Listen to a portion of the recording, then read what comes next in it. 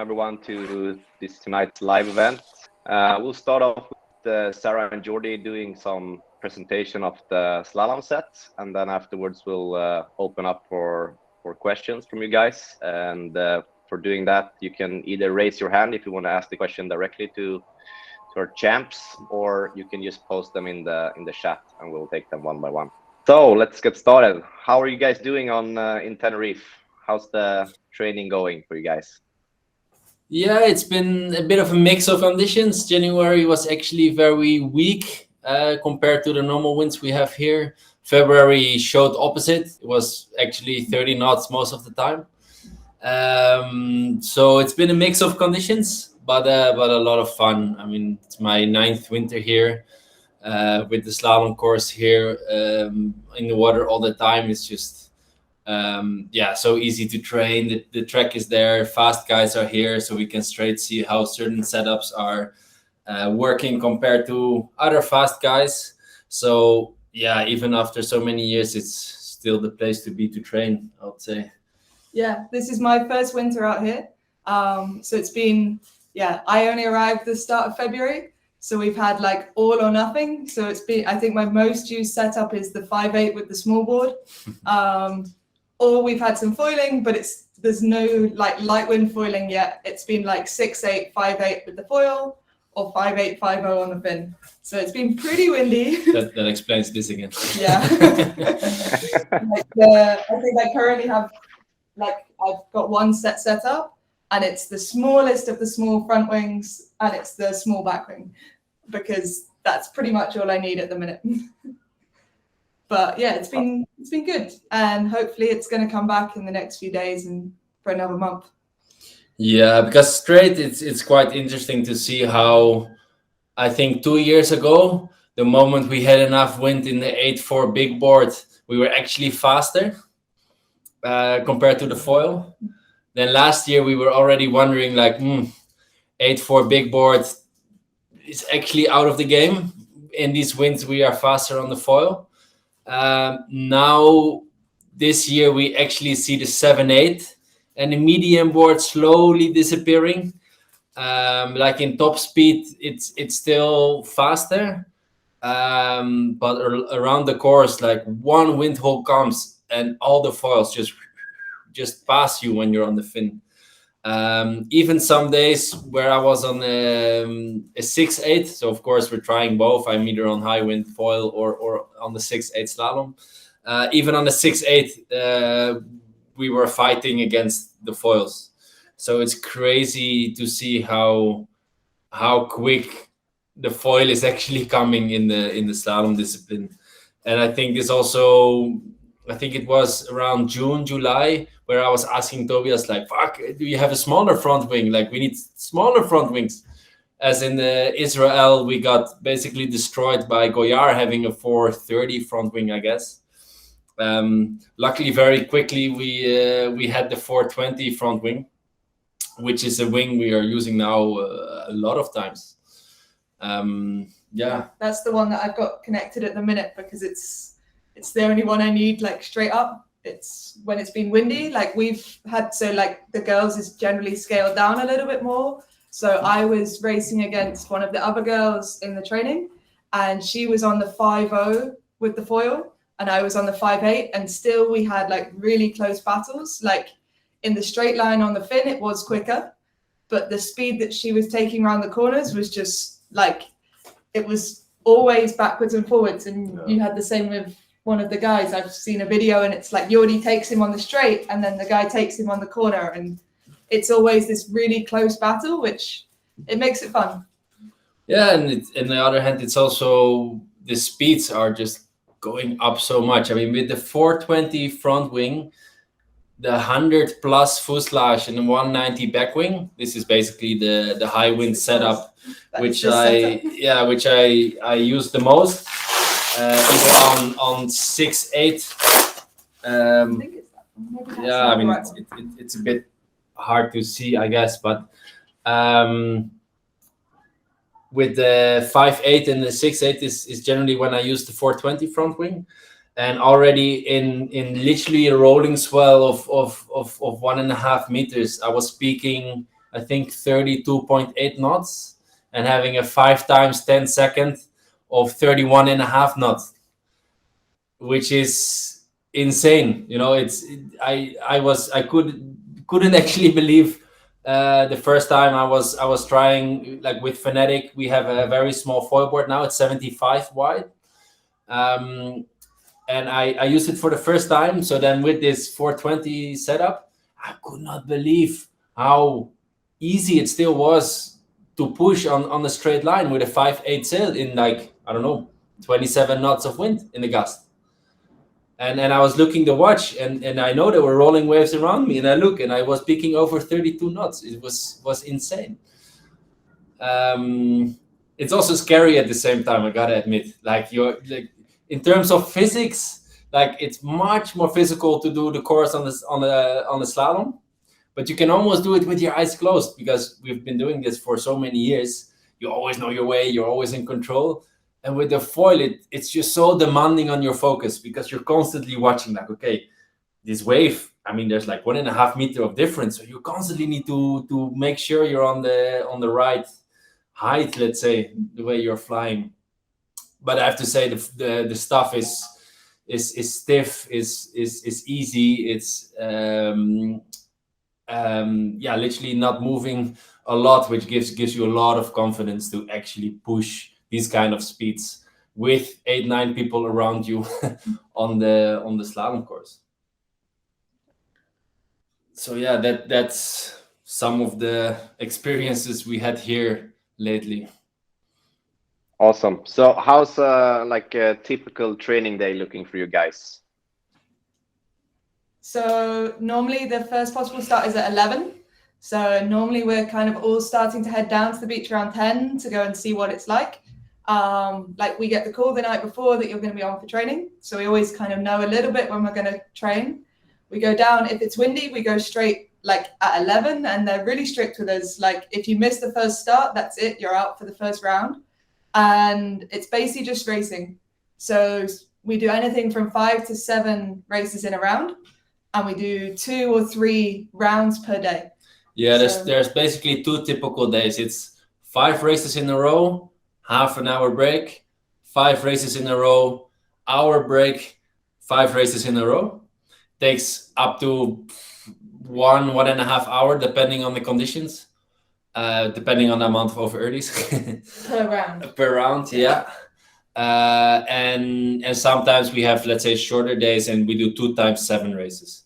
Those are the 2 kind of days we usually have here. Yeah, so when you add up that, like, it can be like 1.5 per round, that it's like potentially 3 to 5 hours on the water is a long day. It's about 100 kilometer you sail a day.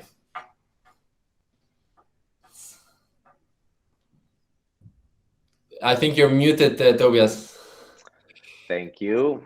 I guess I was. So if we go through like the other parts of like the standard slalom bundle with either the 620 or the 560 wing, like which foil do you use for which type of conditions? I mean, basically what I really like in the foil is for the foil to have a wide range. So I literally try to make sure my setup works. For example, the 620 front wing, I always use with the 8.8. Then when I go to the 7.8, I make sure it always works with the 560. And then it's a little bit of a mix, like when it's 6.9 conditions. When it's unstable, I really like the 560 still, because it's giving you a shitload of control. You know, you can really hold this wing really, really long. So the range is really wide. But of course, 420 is a touch faster. So the moment I'm with 6.9, I have constant pressure all the time.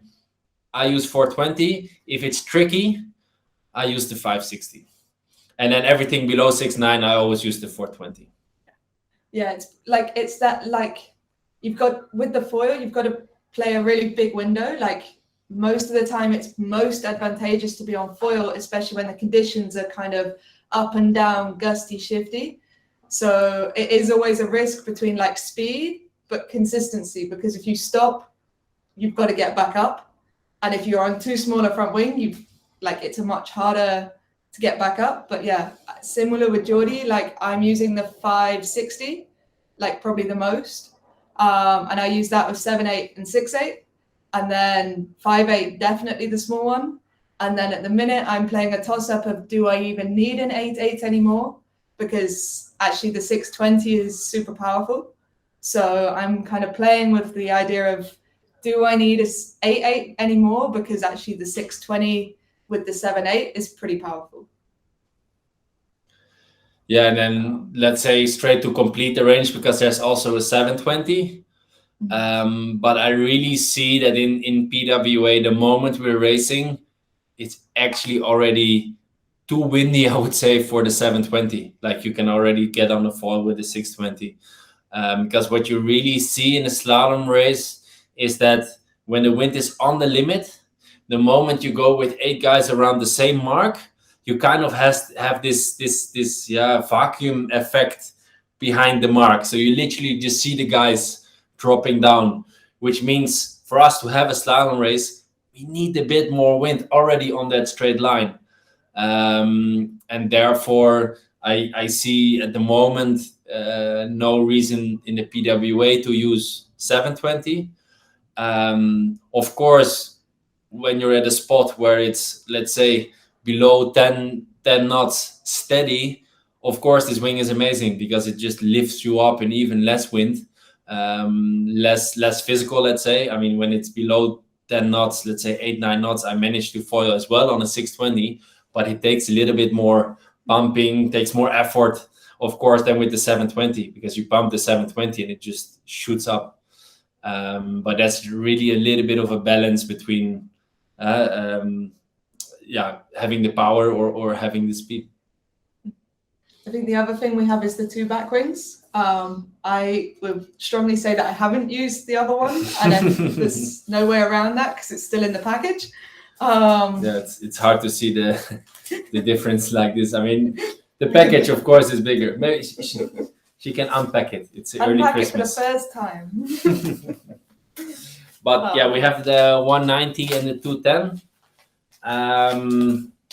I literally use the 190 most of the time.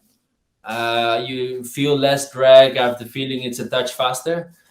With the 8/8, I prefer to have the 210. As usually also with 8/8 conditions, it is kind of gusty. And especially in wind holes, you just feel with the 210, you just lose no speed. Like it's really giving you a lot more power. So the difference between these 2 back wings is really well noticeable. But as you can see, it's quite a bit longer. Maybe Chris knows the exact cord length of the wings. I forgot them shortly. I just know it's the big one 210 and the smaller one, the 190. Yeah, one's 38 and the other is 42. Exactly. And yeah, the 210 I sometimes also use when 7/8 it's kind of gusty. Sometimes it's first of all comfortable to have a bit of a smaller sail. Also, it's easier to pump. And then when it's sweet water, as I feel there's less lift in sweet water, I could prefer the 210 a little bit more. Here on Tenerife, I really feel you have the pressure from the salty water and the waves. So I'm really quickly going to the 190. And the fuselages is the other thing that it comes with? Yeah, the fuselages, the 2 I'm using, actually the 100 is the fuselage I'm using, I don't know, 90% of the time. The other one is the 110 fuselage. Yes, let's say first the 110 is the one that I'm using when it's really light on the edge. So especially when it's around that 10 knots area, consistently the 110 is very nice, especially the jibing maneuvers, switching the sail. It's quite a bit of weight which gets pushed on the foil, and of course the longer the fuselage, the more power it gives. So in those kind of tricky situations, I like to use the longer fuselage. But the moment I'm having enough power, I jump to the 100, because it's shorter, but it's still super stable and simply faster the moment you're powered up enough. And yeah. I haven't used the 90, but I think the smaller you go, the less stable it is. Yeah, I mean the speed potential should be higher from a shorter fuselage, but I believe in slalom, you know, it's you always have people on top of you. Well, not always. By ideal situation, you're gone. No one is near you.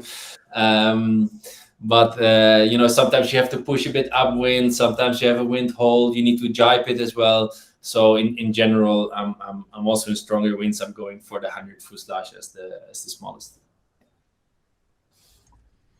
All right. What's your speed record so far? I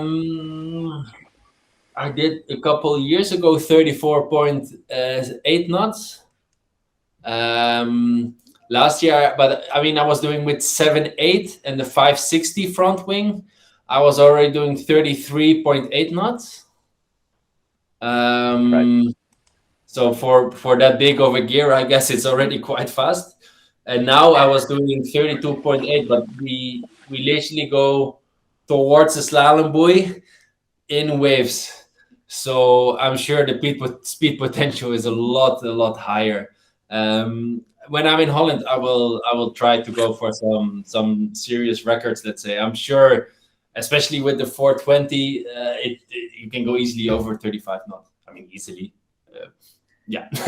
Yeah, I've also only been testing it in the waves, and like my top speed so far was actually, because it was flatter. We had like, when we're with the bigger gear, it's generally flatter, whereas like how much you want to push on a 5.8 when you're fully stacked already to then push the speed in the waves is kind of scary. So yeah, I hit 28 the other day with the 7.8 and the 560.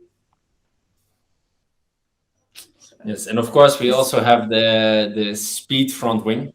This one I only used it once, but it was too windy. Like, maybe now I would manage already better as I have a bit more experience in high wind foiling. But I think it's the 330, if I'm saying it right. Correct me if I'm wrong. Exactly. Yeah, it's about 337. Yeah. I mean, the reason why I'm not using it here is that it's just so difficult to jibe. Especially around a race course with so many guys. But it's a speed front wing. So for PWA, I would not register this one. But for speed, I will definitely, when it's blowing 30 knots, give that one another go to see how fast we can go on that one. What about shims and trim? Shall we start with the? Yeah, we have some shims here. Like a lot of people are quite scared for the power of a foil.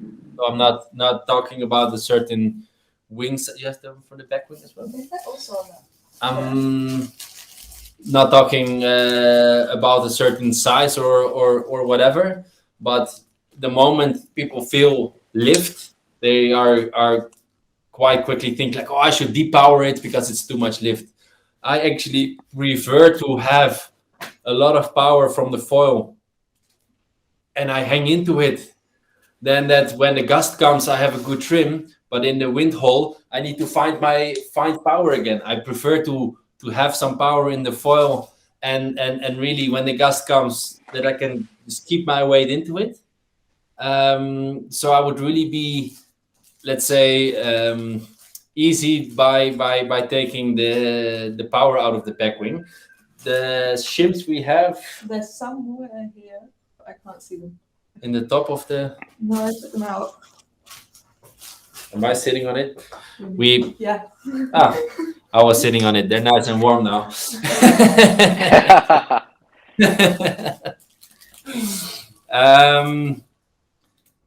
yeah, literally these shims, they come with the package. If I'm not wrong, these are mostly to depower them. I'm actually in both fuselages not using these at the moment. I think Chris, if you ask me, kind of nailed it in a way, that the basic of just putting the back wing in the fuselage is really a good setup to start with. I always advise people to try, because of course it depends what kind of board you have, what kind of sail you have. Like all these powers, they're kind of connected with the power of the foil. So if you have different gear than me in terms of boards and sails, it could also be different what kind of back wing you would need. And I have the feeling it's with anything. I can tell you what you should use, but if you actually go out yourself, you put the back wing and you really go sailing in a setup, come back, change the back wing and go again. Like this way, you actually really feel yourself what the difference is and if it brings more comfort and whatsoever. Like I find it kind of hard to say like I would always use this one. I mean, so far in the last, I don't know, 8-9 months, I actually found the best setup, the wing just straight in the fuselage without using any of the shims. The shims that I'm using a lot are these ones. I will open the package. The one that I'm actually using is still in the bag. They are the ones who you put in the fin box to change the rake of the mast. So I have a so-called bevel box. This box I'm putting below on the board. Put the amount of degrees on 0.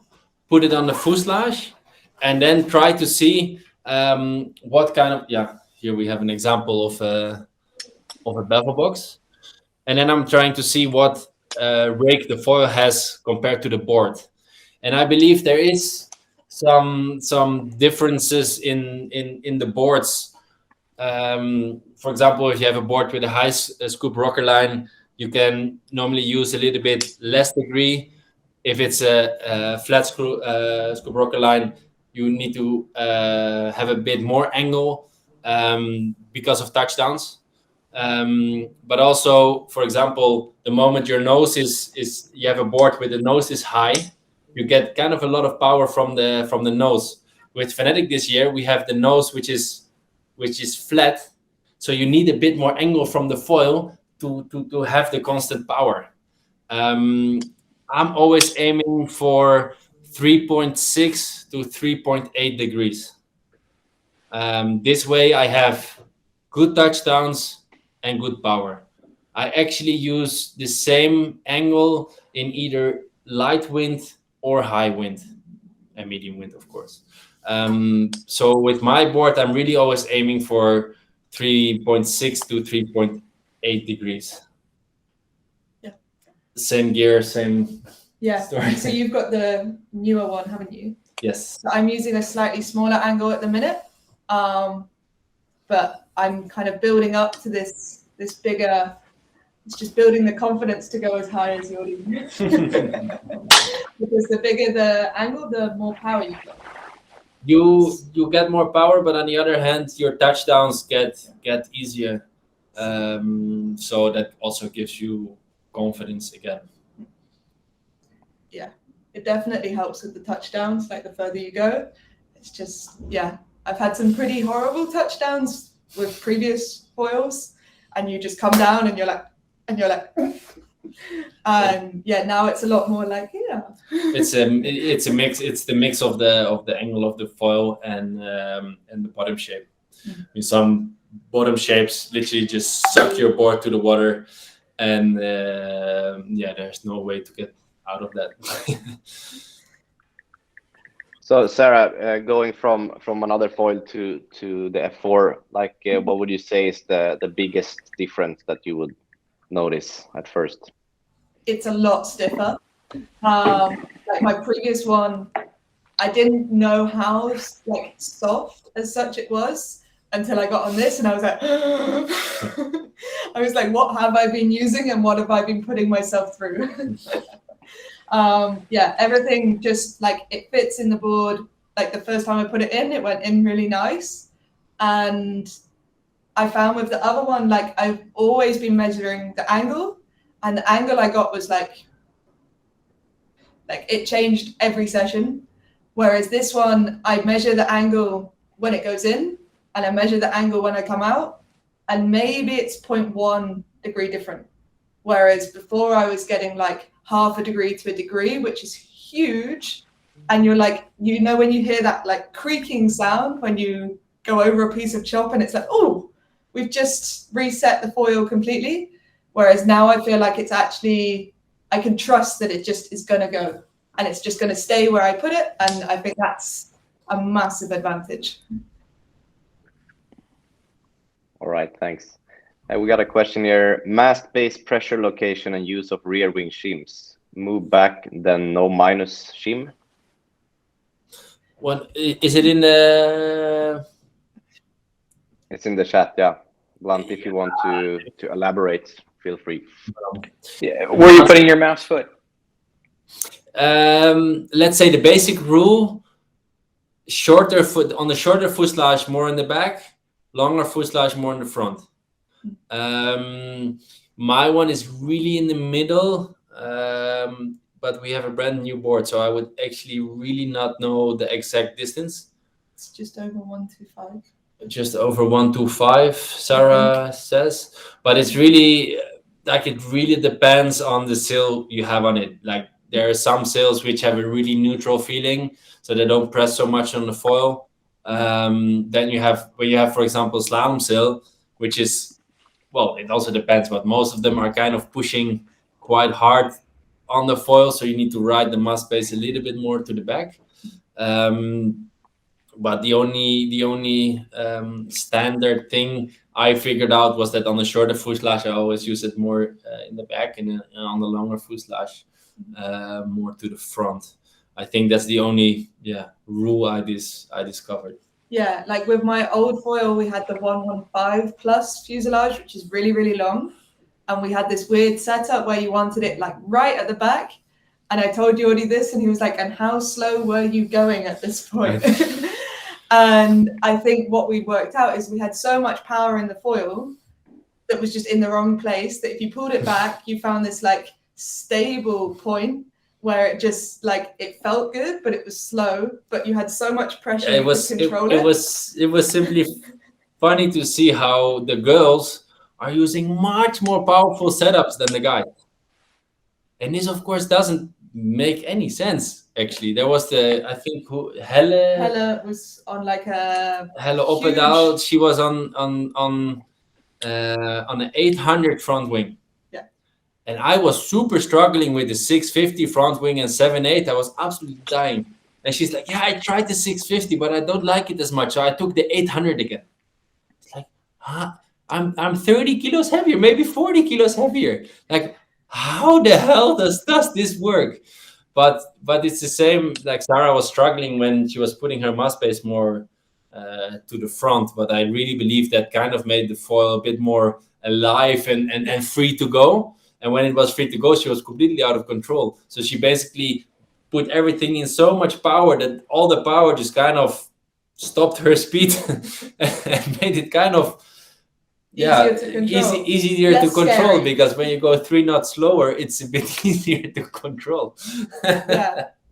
Whereas now I'm on much smaller wings. I feel like I've got much more ability to actually push with the speed because everything's a bit more controlled.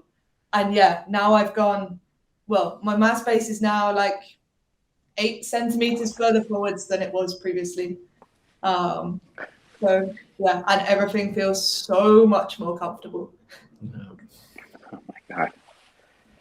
Hey, can you guys comment a bit on technique? I notice everybody's hanging on their harness lines a lot more. I'm just wondering, what do you do when you feel like you're about to breach? You know, how do you just hang more? What are you thinking about when you're I really have the feeling that what we try to do is really like go from hip movement, because the moment I go high and I go like, oh, I need to go to the front, you kind of adjust so much that you that you really go down any other way around.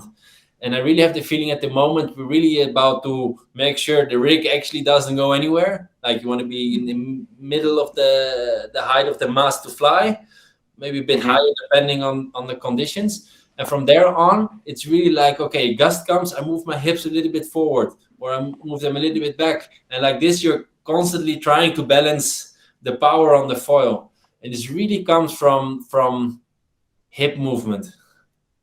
But I find with the longer, like when I'm really close to the sail, you can get up. Like when it's super light, you end up, it's sometimes a bit easier to be closer to the sail. But then as soon as I have power, I want to be away, because then you can make those small adjustments and it doesn't move everything. Whereas if you're super close, you make the tiniest hip movement, but you're going to move your arms. And that changes everything. It moves the sail, and now you've made a huge movement. Whereas the further away you are, you can really make a small change without it affecting everything. Yeah, I'm also. So are you pulling? Because I notice as it gets windy, it seems like the guys are just hanging more on the harness. But are you fully putting all your weight into it, or are you leaving a little bit in case you breach and you're going to wipe out? Because wiping out at 30 is not pleasant. No, but I mean, I'm gonna knock some wood now. I didn't break anything yet, but you don't want to believe how many masts get destroyed here. I've seen at least 7 or 8 so far, just by going full speed, hanging all the way, going 120%, and you hit a chop or you hit something, and you just. And this is no issue from brands. With the head, I talk about the mass of the sail, that the masts are not strong enough. No, it's just such an impact when you go 31, 32 knots into a catapult from probably a meter high. I mean, stuff just breaks. It's mostly the boom that just rips the mast in two. Like there's a lot of 3-piece masts here at the moment, but. Like at the moment, I'm also seeing that I need to order longer harness lines, because I am using most of the time, actually all the time, I have 28 to 34 on my boom. I really see that 8 light winds, I may be using 31 maybe. But the moment you get powered up, as Sarah says, like they go long. And I feel now that in really strong winds, I need to have them even longer. I would not be surprised if we use like 40-inch harness lines or something. Mine go to 40, and I have like that much left. It's like, well, I need those. That much is like my normal setting, and then if it's super windy, it's like I'm happy to go to the end, because that being like further away, even though 40 inches is way longer than my arms, it's just so much more comfortable to be light on the boom, but to be the control you get from being away from it. But it's also the smaller sail size you're using. You need to imagine most of the time we are using the 91 wide. So the smaller the sail, the kind of further away the rig is from you. So 34-inch on the 5.9 or even smaller it feels a lot shorter than on the 9.0. So that's another reason to actually get longer harness lines. And I see. Are you setting the booms up pretty high? Above the middle, yes. I mean, I'm 193. I think it's relative though, because the board is so wide that by the time it gets out to where you are, I think originally everyone went super short lines, super high booms. Yeah. And actually, I find now if it's above my eyes, I don't have I can get going that tiny bit faster. As soon as I'm up to speed, I have like nothing like the control I have if it's down kind of chin. Chin is pretty comfy. I just have so much more control with it being a bit lower. But relative to where it is when I'm on a fin, it's higher because the board is wider, if that makes sense.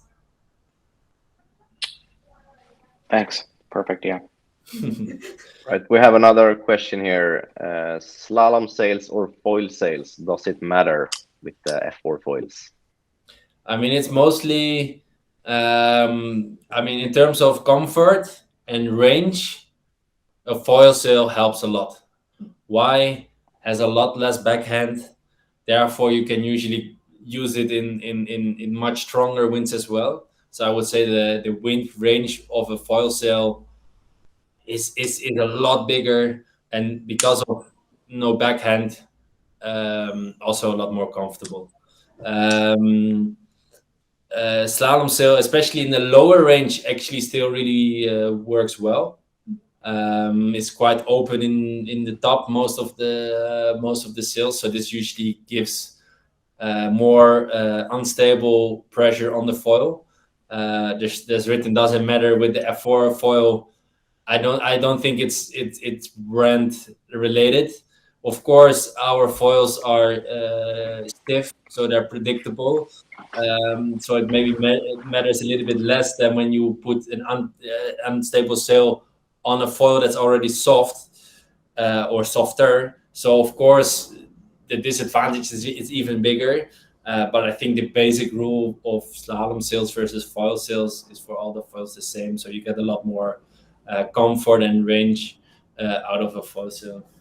Just asking you another question. Would you say, so like we only use the latest year's sails. So like our only comparison with foil sails versus slalom sails is the new slalom sails versus the new foil sails. Whereas if you say took a slalom sail from 5 years ago, would you say it's a bigger difference? Yes, because you see the slalom sails also went more high aspect, meaning shorter boom, higher mast. So with duotone, I know that we have a lot less backhand on the slalom sails compared to the slalom sails from a couple of years ago. So for sure, that difference is again bigger. So it would be better to use a late duotone slalom sail than one from a couple of years before. But again, it's the difference is still there. Let's say very noticeable there. And what we did, because with the PWA we are allowed to registrate 6 sails, which at the moment looks like for me it will be a 5/8, 6/8, 7/8 pin sail and a 6/9, 7/9, 8/9 foil sail. But it could be that we have to be foiling in 5/8 conditions. So what did we do on our slalom sail is we made a third clue to have the boom a little bit lower to kill the backhand more in that sail. So our 5/8 fin sail is a little bit more suitable for foiling as well. But of course, it will not be as good as a 5/9 dedicated foil sail. I hope. All right, thanks. So what would your advice be for somebody who's just getting into slalom foiling? Go for it. I mean, there's one way to learn the most, and that's by trying everything. So if you're curious about the back wing angle, go try it out, because we can tell you something, but maybe you experience it different. Make sure. I want to say we are always wearing protection. Impact vest I would recommend. The helmet we actually have because of others around us. Like if I crash and someone comes, for that impact we actually have the helmet. I would the impact vest is I think a little bit both. And beside that, I mean, try it out. In the end, the hours are gonna count. By experience, you learn the most. And don't push for the craziest conditions for the first sessions. Like I think you learn a lot more going out when it's on the edge than you might do when it's like you don't have to go full power the first few sessions. Like go a bit smaller and learn. Well, we see it in training, don't we? Like you have the guys that kind of learn where the limit is and slowly get up to where the limit is. There's two ways to figure out the limit. You can go over and then come down to the limit, or you can slowly work yourself up to that limit, which is the second option is a little bit more. Yeah, I would recommend that one. I think I started my foiling career with the first option because I started with the British Olympic squad, and not only were they like, we're going to teach you to foil on racing foils, and at the end of this 3-month camp, 4 of the 12 sailors will get selected for paid funding. So not only do you need to learn something completely new for the first time, the best 4 of you will get paid. And yeah, I pushed that limit a little bit too far and took a bit of an injury at the end of it.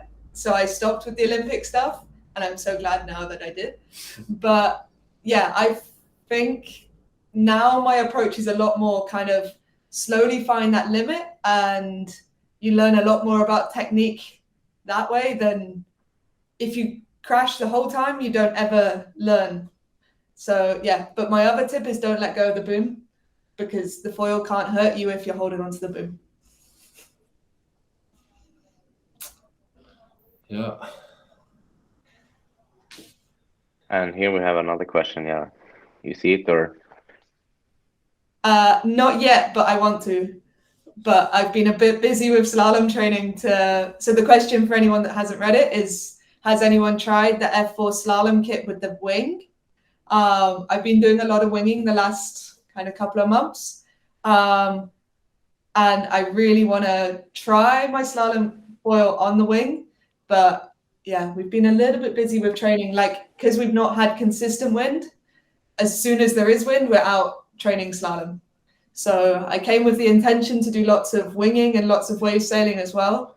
I've not seen you winging once. No, I went winging twice in Tenerife on the way out here, but it was like crazy. One day with 35 knots on the wing, and I was like, I just want to go winging. But yeah, I just haven't had the chance to give it a go yet. I can tell you it works great. Oh, awesome. What setup are you using?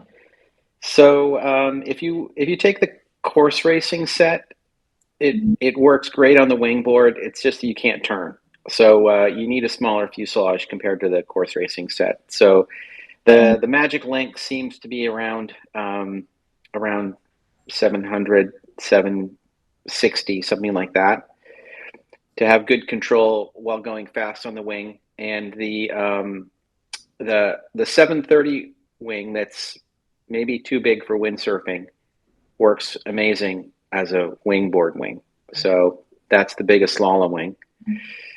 Although wingboarding is evolving so fast, I mean, we're seeing the guys going with smaller and smaller wings, like everything. They're just getting better, and the boards have advanced a lot, so they lift off easier. And we're just seeing, the World Championships, the guys were basically using, like a 560 wing in those events, but they're really small guys, and they're really good. So, but I think for racing and medium strong winds, I think the 90 course racing wing was working amazingly well, and of course, the bigger wings for most people, who aren't superstars, seem to work amazing as well. Yeah, and we actually launched a new model for this called the Wing Race Bundle. So we expect to see more racing this year. I'll focus on windsurfing for that. Yeah. So, Jordy and Sarah, I mean, slalom foiling has kind of exploded lately. What's your general thought on that? Will foiling be overtaking the field completely? I mean, probably yes. I mean, I have the feeling last year we said goodbye to the 8.4 big board. I have the feeling this year we say goodbye to the 7.8 medium. Probably next year we say goodbye to the 6.8 medium. it goes so quick. It's unbelievable. And I really have the feeling that in an ideal world, we would have, let's say, a Finn World Tour with 4 events and a foil World Tour with 4 events. So there's kind of a place for both. But if we see how quickly everything is developing now, I mean, I can't see the Finn, let's say 5.8 small board, I guess will take a bit of time, but it's evolving so quickly that on a slalom course, I think there's almost no stopping the foil. Especially as like we're seeing these differences in somewhere where it's wavy, and normally you'd have like said that actually the Finn would have been better in the waves, because like sometimes with the waves you end up with the foil that you're having to go up and down a lot more, so you're having to change. Whereas I think as soon as we get on the flat water, I think you're going to really see the foil, just because then you don't, like, I find that I can't push fully with the foil in the waves as easily. But when you're on flat, the problem is we don't really know, because to pass a wave with the Finn, for example, takes a lot of time, because you have to go up that wave, and it feels with the foil you're just cutting through.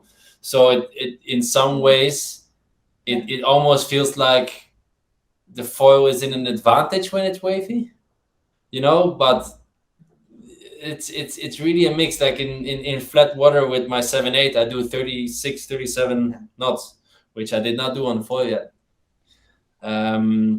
So I'm really not sure about this flat water wavy thing. What I do know, if we go to Silt, I mean, I don't know if the people here follow the World Tour well, but Silt is an event with a nasty shore break, and passing the shore break with a foil can be really challenging, because I mean, wave sailors are breaking their stuff there. So this is the only thing which could potentially hold back the foil. And this is spots with big shore breaks where it's just difficult to go in and out. And then I'm 30-40 centimeters taller than Sarah. I'm sat on a pillow just to give myself a bit more height. So for me to pass the shore break is a bit easier, but for... Yeah, like I have the problem that once I've got the foil on, and then you've got the board on top, which is like another 20 centimeters, there's not much left of me to push everything above my head. So yeah, it's quite heavy stuff to get up there anyway. Whereas if you're as tall as Jordy, it's fine. You have more movement. Whereas like my foil is by my wings will be by my ankles. It gives you about 10 centimeters to play with. So yeah, shore break and I do not get on so well.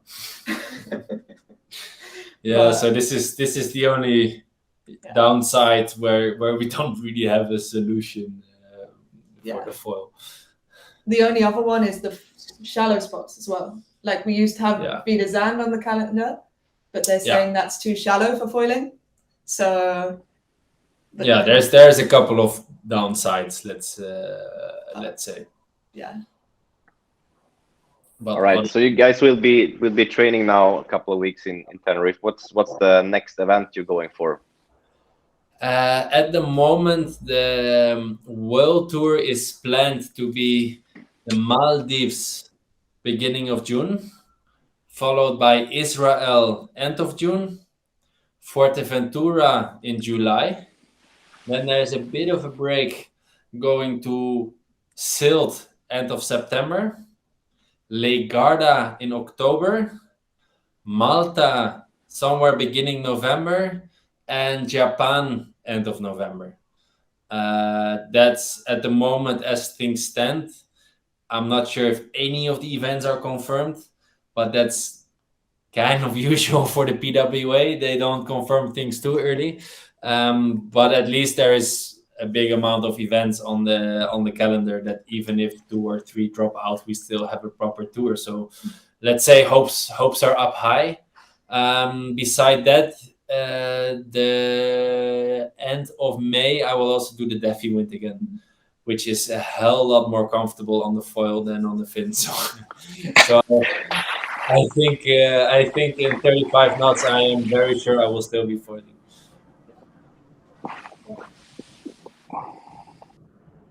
All right. We have I think will be probably the last question for today. How many PWA races are on F4? I mean, I will be 100%. Sarah will Me. be. I don't know if for sure there's more. I'm sure like Ethan Vestra and some more guys will be on it. I don't know who's, let's say, confirmed to be on the foil. Hard to say. Actually, these are not maybe the top riders, but in Holland, after I think just after the summer, I took my foil to Holland, and I was sailing with some guys, and every single one bought one. Ingmar Daldorf, top 20 rider, Ennio Del Pont bought one. Thomas van de Heuvel, who's starting to do PWA, bought one. Like, I am sure more people are following us. Also here, the people see the foil works. They see it's fast. So let's see who else will be racing with it. But you see some guys using it in training as well, but that everyone like at the top, a lot of the guys are like buying a lot of different brands, chopping, changing just to test. So yeah, you see like a lot more of the guys are using it, but they're not necessarily confirmed because they're just testing what works best to be on that millimeters advantage. Yeah. So. All right. Thanks a lot, guys, for sharing your insights from Tenerife. It's been awesome. I think we'll have to call it a night. Time flies when we have fun like this. So thanks a lot for joining, and have a great evening and good luck with the training ahead. Cheers. I think we are both riders who are replying to the people on our Instagram. So if you have any other tips or tricks, or you're struggling with the setup of the foil, just come to our Instagram, write us. We're always happy to answer and happy to help you out. Always. You guys are amazing. Thanks a lot. Yes, guys. Ciao, ciao.